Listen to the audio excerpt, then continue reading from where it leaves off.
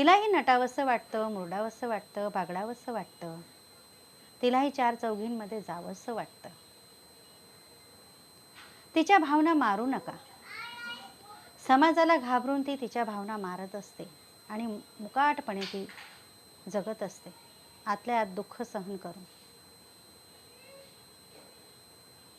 मग अशा वेळेस या स्त्रियांना हळदी कुंकवाला बोलवलं पाहिजे. त्या दुःखी असतात बिचाऱ्या.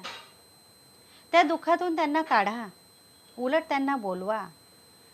एक विधवा लक्ष्मी दुर्गा म्हणून नका बघू, एक देवी म्हणून बघा तिच्याकडे. देवी म्हणून तिला हळदी कुंकू द्या, लावा. हळदी कुंकवाचं तिला वाण द्या. तीही सजून येईल, तीही नवी साडी नेसून येईल, शृंगार करून येईल, तिलाही बरं वाटेल. आपण देवाची पूजा करतो. मी असं म्हणत नाही तुम्ही देवाची पूजा करू नका, अवश्य केली पाहिजे देवाची पूजा. परंतु देवाबरोबर ही देवी, ह्या देवीलाही पूजलं पाहिजे. या देवीला पूजलं म्हणजे आपल्याला आपोआप पुण्य घडेल की एक दुःखी महिलेला आपण आनंद देतो आहोत.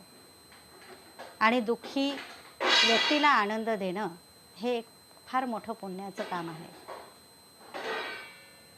माझी कळकळीची विनंती आहे सगळ्यांना, खास करून महिलांना. पुरुष लोकांचं काही म्हणणं नाही आहे, पण महिला महिलेची दुश्मन आहे. महिलाच जास्त करून कुरघड्या काढत असते की काय बोलवायचं, हिला विधवा आहे, अपशकुनी आहे ती, माझ्या घरात अपशकुन झाला तर.